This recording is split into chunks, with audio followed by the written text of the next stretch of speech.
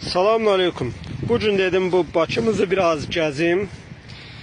Və baxın burada 2 nəfər Kudüs və başqa Kudüsdən, yəni Fələstindən gəlib Azərbaycanda vuruşanlar da var.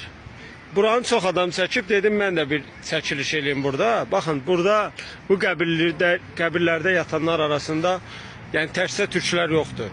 Kürdlər də var, Fələstinlilər də var, Suriyalı da var, Kərkükdən gələnlər də var və onları bura gətirən o insanları ümmət şuuru olub. Yəni milli düşüncələr, irqçilik, milliyyətçilik yox, sadəcə və sadəcə ümmət şuuru ilə gəliblər bura. O bəziləri deyir Fələstindən bizə nə, filan kəsdən bizə nə.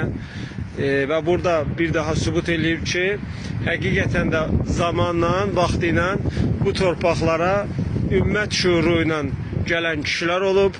Bu torpaqlarda ümmət şuuru ilə mübarizə aparan kişilər yaşayıb.